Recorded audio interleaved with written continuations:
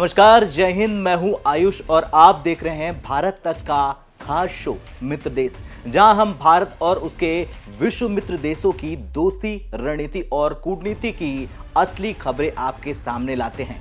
आज का एपिसोड है बहुत खास, क्योंकि एक ऐसा फैसला आया है जिसने चीन की नींद उड़ा दी है और अमेरिका को भी हैरानी में डाल दिया है। जी हां, जापान अब भारत को E5 और E3 सीरीज की शिनकानसेन ट्रेनें बिल्कुल मुफ्त में देने जा रहा। नहीं यकीन तो ये स्क्रीनशॉट देखिए, यानी वो बुलेट ट्रेन जिसने जापान की तकदीर बदली अब भारत की धरती पर दौड़ने वाली है। लेकिन ये सिर्फ ट्रेन का मामला नहीं है, ये है इंडो जापान स्ट्रेटेजिक पार्टनरशिप, चीन की बेचैनी और अमेरिका की चौंकाहट की पूरी कहानी। चलिए पूरी तस्वीर समझते हैं।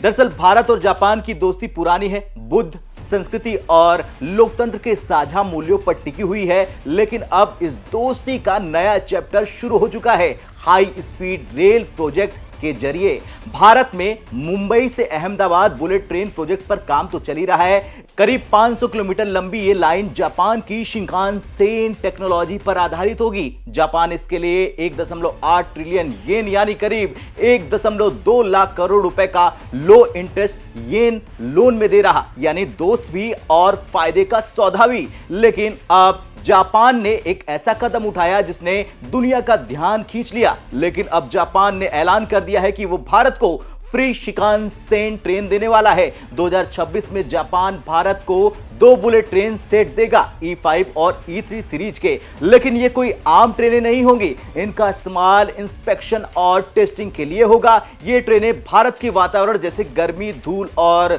मौसम में बुलेट ट्रेन की परफॉर्मेंस को परखेंगी। इसी डेटा के आधार पर E10 सीरीज की अगली जनरेशन ट्रेन भारत में ही बनाई जाएगी। और यहां खास बात है, जापान इन ट्रेनों को फ्री में देगा। जैसे ताइवान हाई स्पीड रेल को भी जापान ने पहले 0 सीरीज की ट्रेन फ्री में दी थी टेस्टिंग के लिए। यानी भारत जापान की साझेदारी अब उसी लेवल पर पहुंच चुकी है।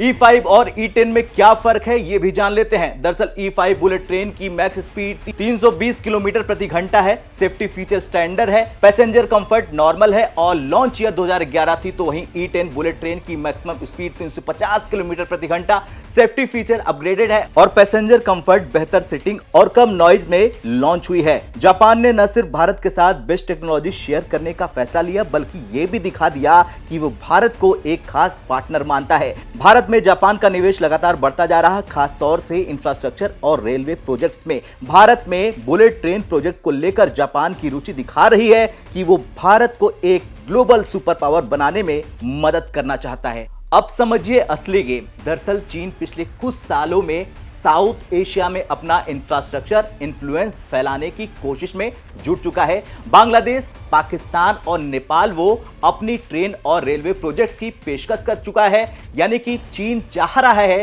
कि भारत के पड़ोसी उसकी टेक्नोलॉजी पर डिपेंड हो जाएं।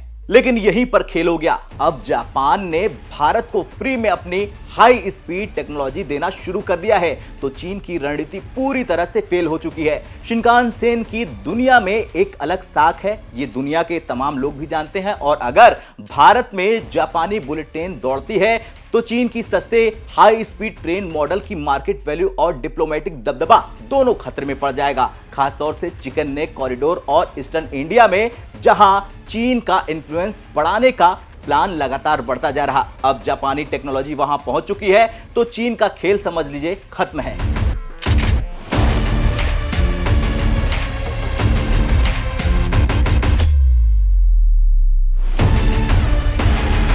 अमेरिका अपने एमट्रिक हाई स्पीड प्रोजेक्ट को लेकर संघर्ष लगातार कर रहा। वो अब तक जापान जैसी बुलेट ट्रेन टेक्नोलॉजी नहीं ला सका है। भारत में जापान की ये एंट्री अमेरिका के लिए भी चौंकाने वाली है, क्योंकि अमेरिका चाहता है कि भारत उसके डिफेंस, एनर्जी और टेक प्रोजेक्ट्स में ज्यादा निवेश करे। लेकिन जापान के इस कदम से भारत जापान रिलेशन का लेवल अलग हो गया है और यही अमेरिका के लिए बड़ा झटका है।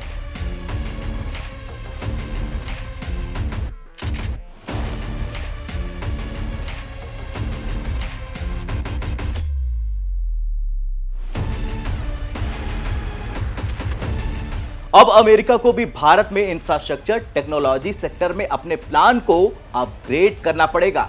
भारत ने इस प्रोजेक्ट में बड़ा दांव खेला है। जब E5 ट्रेनों की लागत और डिलीवरी डिले होने लगी तो भारत ने घरेलू सेमी हाई स्पीड ट्रेन बनाने की योजना बना ली।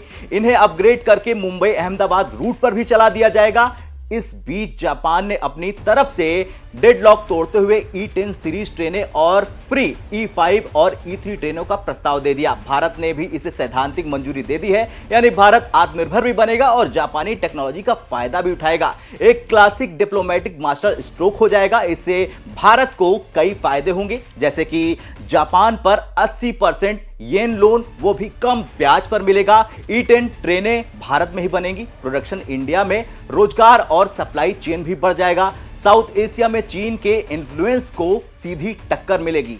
आखिर में ये जान लेते हैं क्यों चीन डरा हुआ है, क्योंकि जापान का ये कदम सिर्फ ट्रेन का मसला नहीं है, ये है साउथ एशिया में जापानी टेक्नोलॉजी के वर्चस्व का ऐलान। भारत और जापान की ये दोस्ती चीन के one belt one road project के लिए और अमेरिका की निर्भरता पॉलिसी के लिए भी सीधा जवाब है। भारत अब एक ऐसा देश बन रहा जहां जापान, अमेरिका और रूस तीनों को अपने इंटरेस्ट लगातार दिख रहे हैं और इसकी वजह है भारत की कूटनीति और रणनीति। खैर, कैसी लगी आपको यह जानकारी? क्या आपको लगता है कि भारत जापान की यह दोस्ती चीन के लिए खतरे की घंटी है? और क्या अमेरिका को भी भारत में अब अपना इंफ्रास्ट्रक्चर डेवलपमेंट बढ़ाना चाहिए? अपनी राय कमेंट बॉक्स में जरूर बताएं। मैं फिर मिलूंगा आपके साथ एक दमदार स्टोरी लेकर। तब तक के लिए जय हिंद, जय भारत।